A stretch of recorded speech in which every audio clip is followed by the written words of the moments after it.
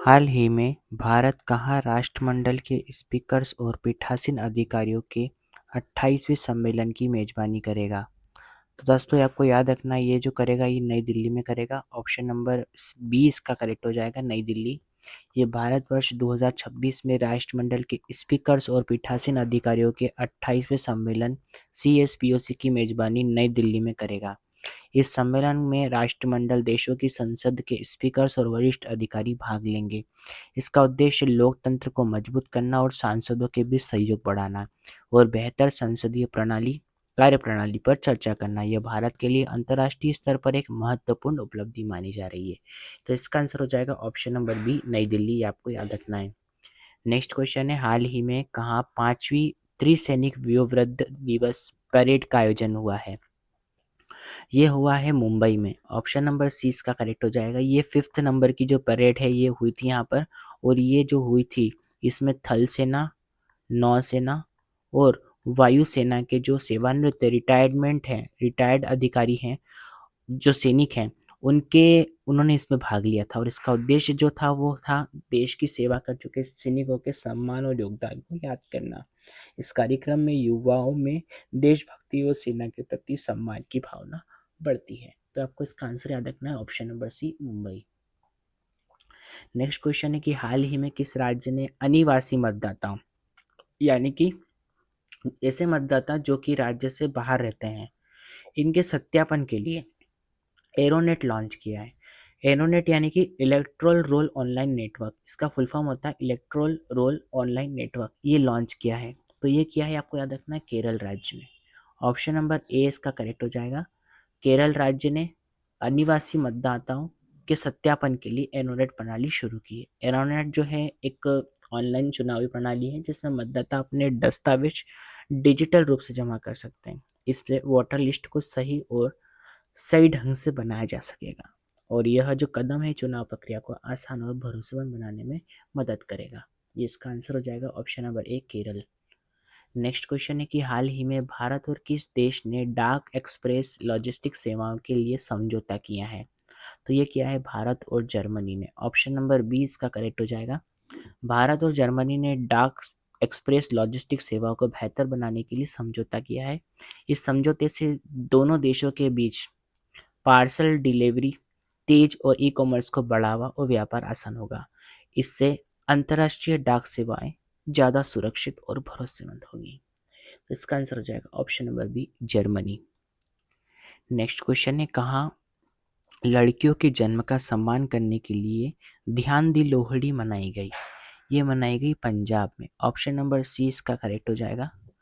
पंजाब में लड़कियों के जन्म का सम्मान करने के लिए ध्यान दी लोहड़ी मनाई गई।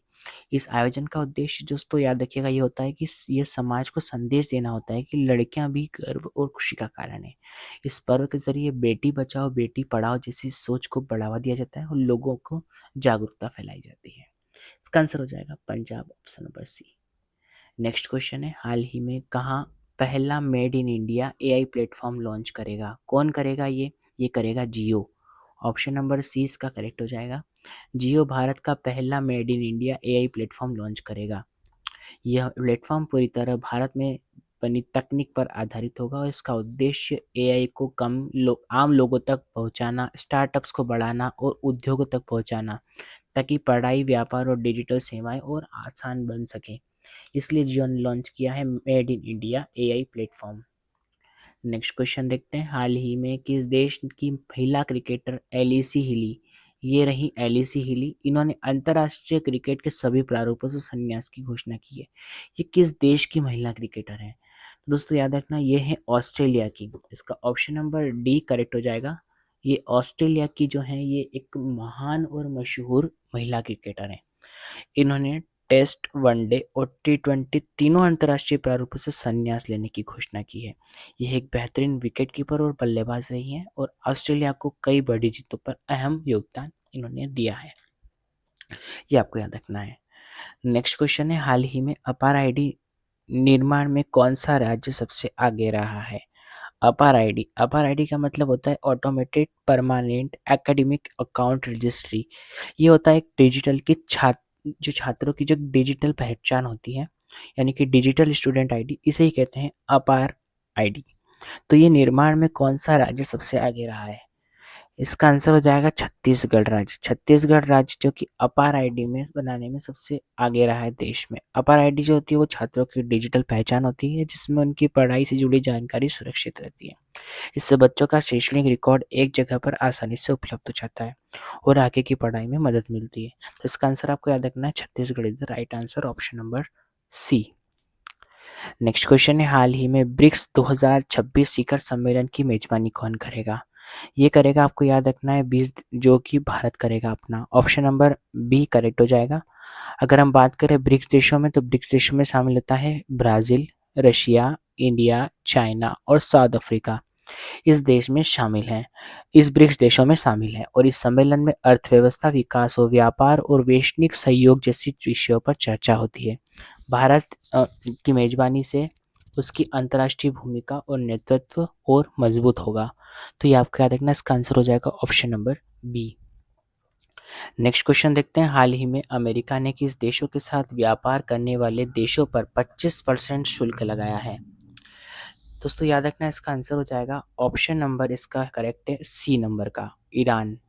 अमेरिका ने ईरान के साथ व्यापार करने वाले देशों पर 25% अतिरिक्त शुल्क यानी कि टैरिफ लगाने का फैसला किया है। इसका उद्देश्य ईरान पर आर्थिक दबाव बनाना है ताकि वह अपनी नीतियों में बदलाव करे। इस फैसले से ईरान के साथ तेल और व्यापार करने वाले देशों पर बहुत असर पड़ सकता है। तो आपको याद रखना है, इसका आंसर हो जाएगा ऑप्शन नंबर सी, ईरान।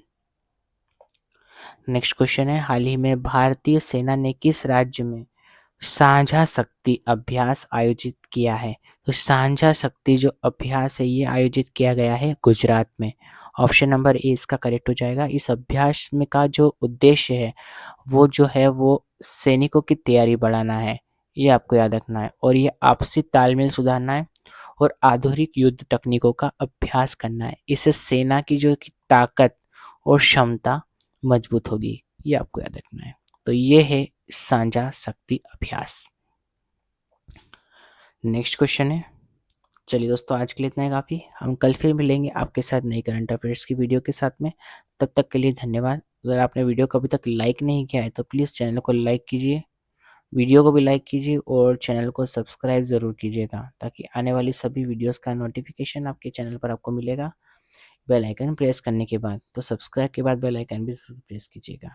चलिए दोस्तों धन्यवाद, जय हिंद, जय भारत।